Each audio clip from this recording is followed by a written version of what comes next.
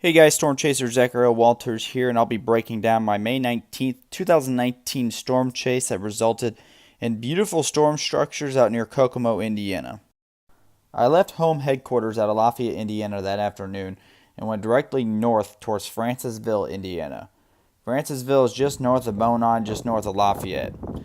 Here you can see how sunny the sky is, causing instability to rise, and we knew the storms were going to be fierce as they came from Illinois into Indiana. Speaking of those Illinois storms, here they are as they cross into Indiana, just beginning to fire up. We knew it was going to be a tricky day of chasing because the cold front was pushing these storms so fast, just as you can tell in this time lapse. Early in the chase, our eyes were set on this cell crossing Wheatfield, Indiana. We knew this cell was spinning originally as it was coming across Illinois, so we were keeping a close eye on it. As she came across Indiana, we noticed a very low-hanging cloud. That's what we call a wall cloud. It was slightly rotating, however, we did not report it. And the reason why is because it was so high up in the air, we couldn't actually tell if it were going to produce, considering it was not a very low-hanging wall cloud. However, this is a perfect example of what to report and what not report in a storm.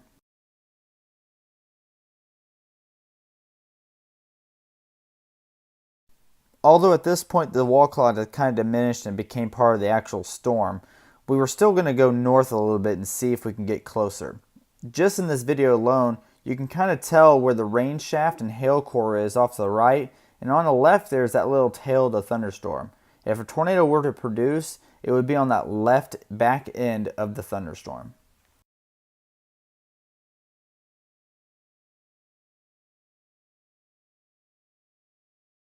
Knowing our luck was kind of out on those storms coming across Illinois and into Indiana, we decided to go southeast towards Kokomo, Indiana to get ahead of that squall line that was pushing east across the state. As we moved east ahead of these storms, we realized when we dropped south we would have to core punch. Core punching consists of driving through the heaviest rain and hail and sometimes even damaging winds that come along with these thunderstorms. As you can tell in the video, there's tons of debris being flown around this small town as we're core punching.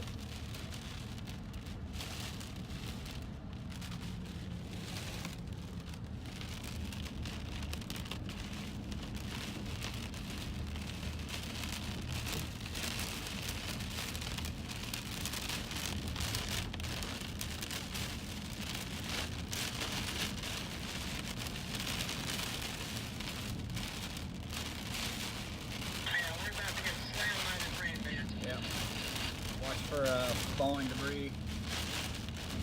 There it is. Wow, look at this.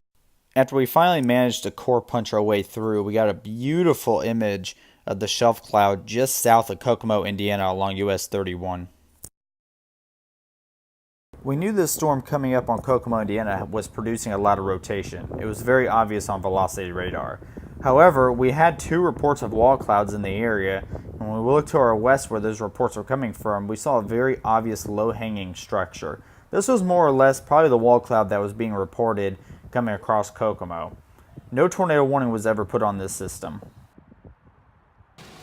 As the storm neared us, we took a direct intercept impact along US 31 just south of Kokomo, Indiana.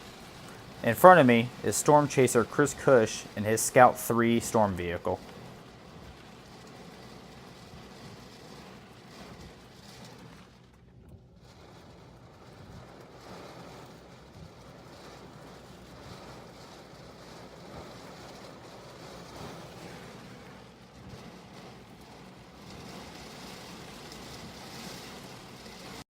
This was one of probably the least active storm chase days I've had.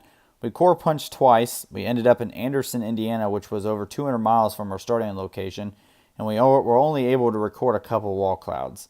However, a beautiful rainbow and a beautiful sunset ended our day, and every storm chaser made it home safely. Thank you for watching.